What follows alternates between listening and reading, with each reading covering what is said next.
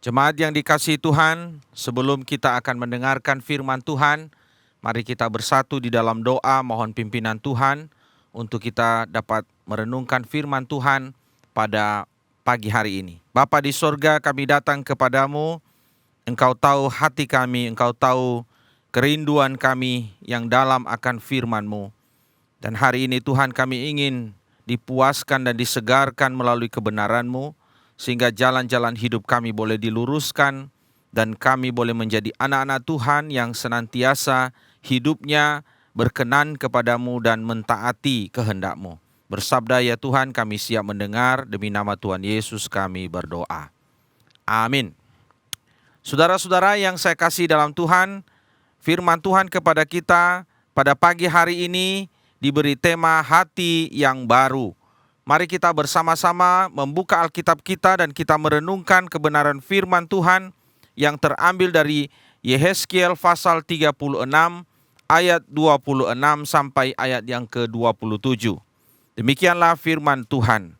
Kamu akan kuberikan hati yang baru dan roh yang baru di dalam batinmu, dan aku akan menjauhkan dari tubuhmu hati yang keras, dan kuberikan kepadamu hati yang taat. Rohku akan kuberikan diam di dalam batinmu, dan aku akan membuat kamu hidup menurut segala ketetapanku, dan tetap berpegang pada peraturan-peraturanku, dan melakukannya. Saudara-saudara yang dikasihi Tuhan, pada suatu ketika ada sebuah delman, saudara, tiba-tiba menerobos, saudara, lampu merah. Dan kemudian setelah dia melewati lampu merah itu, polisi lalu lintas mengejar delman itu, dan dengan sigap dia menghentikannya. Lalu kemudian saudara, Pak polisi itu menghampiri kusir dari delman itu dan berkata, "Maaf Pak, Bapak sudah melanggar peraturan lalu lintas."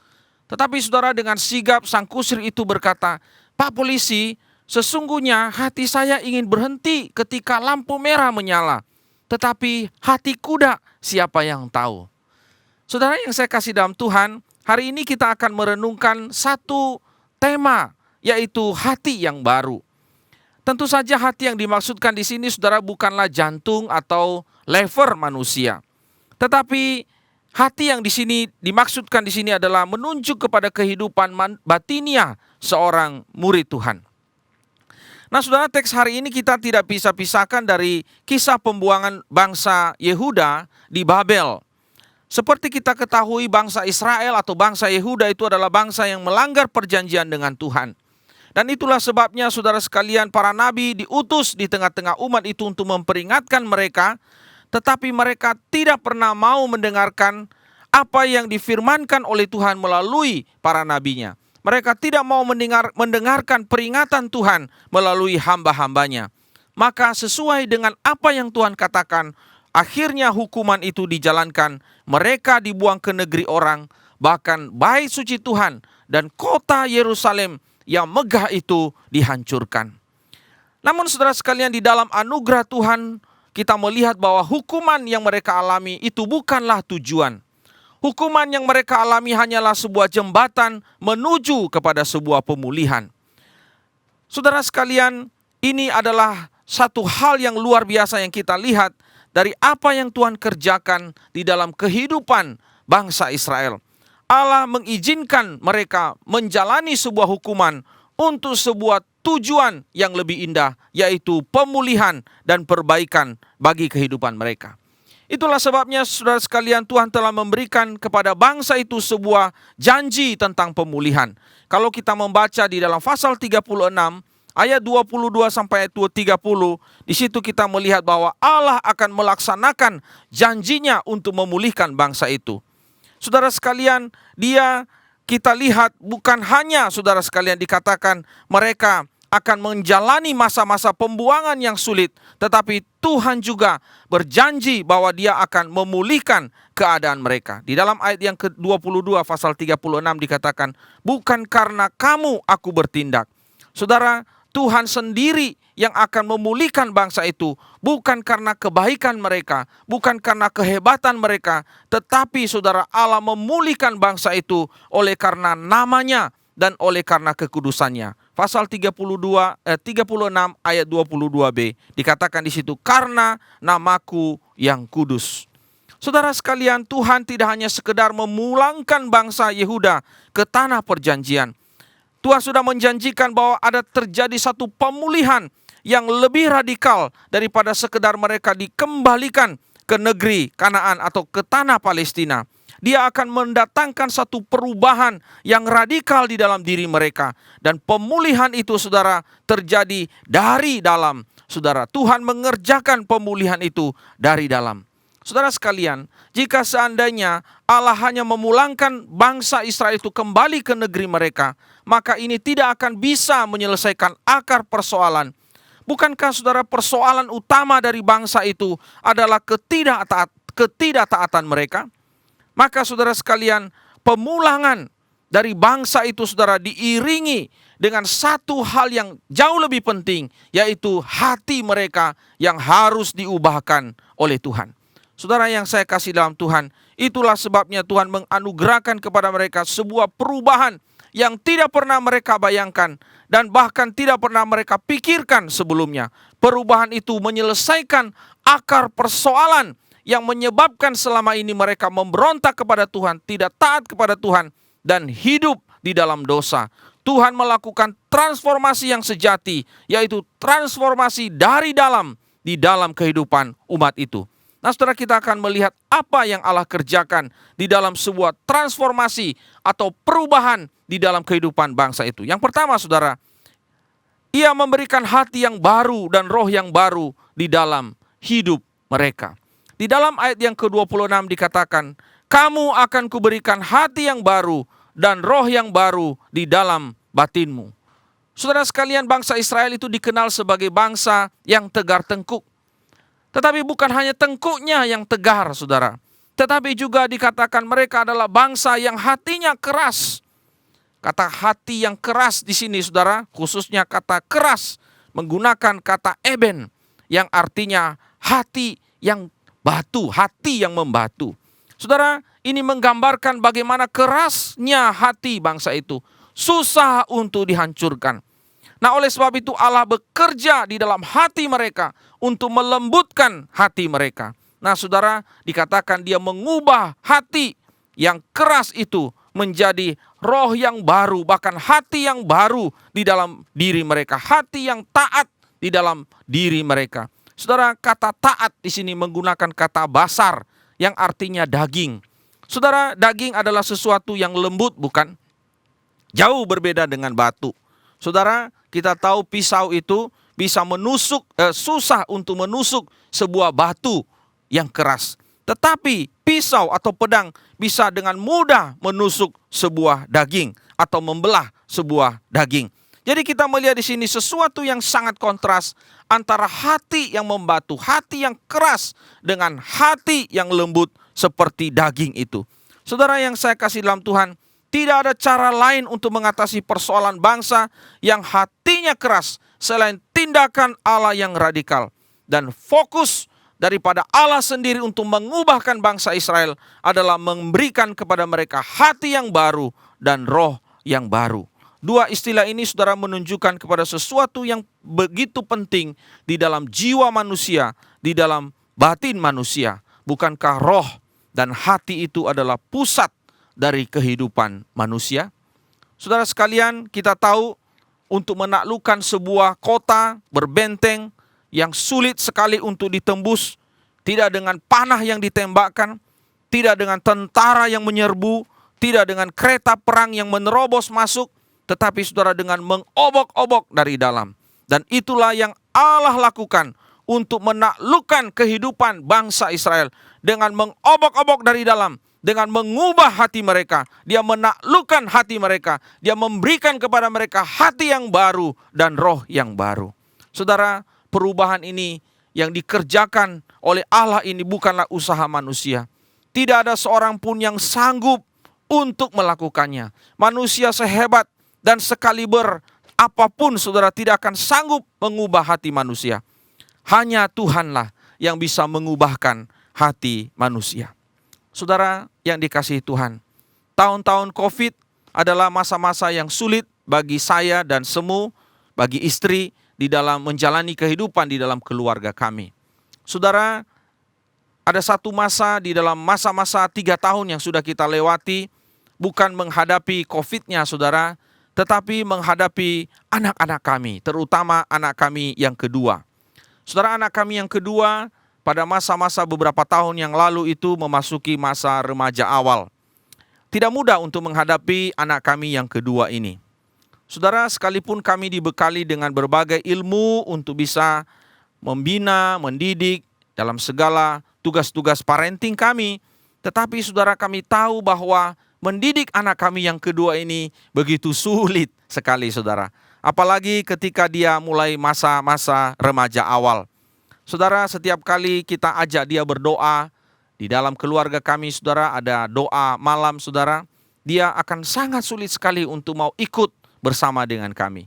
Kalaupun saudara dia ikut, dia akan ogah-ogahan saudara untuk mengikutinya. Demikian juga saudara, ketika dia diajak pada hari Minggu untuk beribadah, dia berat sekali saudara. Pada suatu hari ya, mamanya ibadah sudah dimulai saudara, anak itu belum muncul juga di gereja. Lalu kemudian karena kebetulan gereja dengan pastor itu begitu dekat saudara, lalu mamanya saudara lihat kok anaknya belum muncul juga di gereja, lalu kemudian dia tinggalkan ya, lalu sejenak pergi menemui anaknya masih tidur saudara ya. Lalu kemudian ya dia bangunkan anaknya itu, tapi dia juga tidak mau bangun. Lalu akhirnya dia hanya bisa duduk di samping tempat tidur itu, dan semu istri saya menangis. Saudara sekalian, begitu sulit untuk bisa membuat anak kami, putra kami yang kedua ini, untuk bisa mengalami satu perubahan di dalam kehidupannya. Dia saudara menjaga jarak dengan kami berdua. Padahal saudara tahu bahwa pada masa-masa itu saya sedang membuat sebuah buku tentang parenting saudara. Dan ini adalah sesuatu yang sangat-sangat menjadi pergumulan yang begitu berat bagi saya saudara. Di dalam buku itu saya mengajarkan tentang bagaimana seorang hamba Tuhan mendidik anaknya. Tetapi saudara, saya sendiri menghadapi seorang anak yang sulit sekali saudara untuk bisa mau taat ya, mau dekat dengan Tuhan. Untuk melayani dia juga tidak mau saudara. Dan setiap kali saya bicara dengan dia, mamanya bicara dengan dia, dia selalu membantah. Saudara, segala cara kita sudah lakukan. Tapi saudara, kita tidak pernah berhenti untuk berharap. Kita terus-menerus membimbingnya, kita terus-menerus mengingatkannya, dan tentu saja saudara, kita mendoakannya, kita menyerahkannya kepada Tuhan. Biarlah Tuhan menjamah hatinya. Dan menarik saudara sekalian, beberapa bulan yang lalu, tiba-tiba terjadi satu perubahan yang radikal di dalam diri anak kami. Saya tidak tahu saudara, saya sendiri merasa kaget luar biasa dengan anak kami. Kalau saudara lihat di gambar ini, di slide ini saudara, ini adalah slide beberapa hari yang lalu ketika kami dengan seluruh BPJ dan pengurus komisi-komisi hadir, dan dia kemudian juga ada di sana. Saudara tahu, sebelum peristiwa itu saudara, banyak sekali peristiwa yang mengejutkan saya dengan perubahan yang terjadi dalam diri anak kami itu. Dan saudara, ini membuat hati kami begitu lega, hati kami begitu bersuka cita. Dia mulai saudara tepat waktu hadir beribadah di rumah Tuhan, dia mulai aktif melayani. Lalu kemudian saudara sekalian, kalau diajak berdoa setiap malam, doa keluarga, dia juga mau saudara. Saya merasa sesuatu yang aneh. Apa yang terjadi dengan anak ini? Apakah dia mungkin ada satu hal yang dia mau atau ada di balik perubahan di dalam dirinya saudara? Tidak, itu dari hatinya sendiri. Lalu kemudian saudara, kalau saya mau peluk dia juga mau dipeluk saudara. Lalu kemudian kalau saya ngomong sekarang, dia tidak mau bantah lagi. Sesuatu yang radikal terjadi. Dan saya tahu Tuhanlah yang mengubahkan hatinya. Hati yang keras seperti batu, hanya Tuhan yang bisa mengubahkan hatinya dan melembutkan hatinya. Saudara yang saya kasih dalam Tuhan, hari ini saya tidak tahu hati siapa yang begitu keras dan tidak mau taat kepada Tuhan. Apakah hati orang-orang yang ada di sekeliling kita, di dalam keluarga kita, suami kita, istri kita, anak-anak kita, atau mungkin juga orang tua kita, atau teman-teman kita yang begitu susah sekali untuk mengalami transformasi perubahan di dalam hidup mereka. Kita sudah berusaha, kita sudah melakukan berbagai macam cara. Tetapi saudara sekalian, mari hari ini kita diingatkan bahwa hanya Tuhanlah yang bisa mengubahkan hati manusia. Hanya Tuhanlah yang bisa mengubahkan hati yang keras dan mengubahkannya menjadi hati yang mau taat kepada Tuhan. Saudara sekalian, yang kedua, Allah memberikan Roh Kudus-Nya di dalam hidup mereka. Di dalam ayat yang ke-27 dikatakan, Rohku akan kuberikan diam di dalam batinmu. Saudara, ini adalah janji yang begitu luar biasa, begitu indah sekali. Ini adalah pemberian Tuhan yang begitu luar biasa. Allah tidak hanya memberikan anaknya yang tunggal untuk mati bagi dosa-dosa manusia, tetapi Dia juga memberikan Roh-Nya yang kudus di dalam hati mereka. Maka saudara, bagian ini menerangkan kepada kita bagaimana hati yang membatu itu bisa Tuhan lembutkan. Tuhan berikan hati yang baru. Tuhan akan meletakkan Roh-Nya di dalam hati kita. Kehadiran Roh Kudus inilah yang menghasilkan ketaatan kepada Tuhan. Saudara, janji ini mungkin bagi sebagian orang Israel adalah merupakan janji yang mengagetkan mereka, saudara. Saudara, Roh Allah biasanya, saudara, diberikan kepada orang-orang tertentu saja di dalam tugas-tugas tertentu, di dalam pemahaman orang-orang perjanjian lama. Jadi hanya para nabi saja yang bisa mengalami atau bisa menerima Roh Allah itu. Nah, saudara sekalian, orang biasa tidak akan menerima karunia atau tidak akan menerima Roh Kudus itu. Tetapi saudara, dalam bagian ini dikatakan ada janji Tuhan bahwa Roh itu akan diberikan kepada semua orang yang percaya. Lalu kemudian saudara dikatakan bahwa Allah itu, saudara, adalah Allah yang akan mencurahkan Roh-Nya dan itu akan diam di dalam hati mereka. Saudara, orang-orang pada zaman dulu di dalam perjanjian lama, saudara, memahami bahwa Roh Kudus itu, saudara, mendiami hati seseorang tidak secara permanen.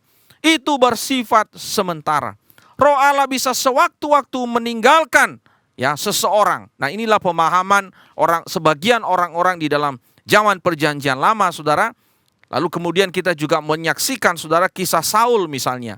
Pada waktu dia tidak taat, di dalam 1 Samuel pasal 16 ayat 14 dikatakan Roh Allah juga meninggalkan atau undur daripadanya. Demikian juga dengan Simson misalnya. Di dalam Hakim-Hakim pasal 16 ayat yang ke-20 juga dikatakan demikian.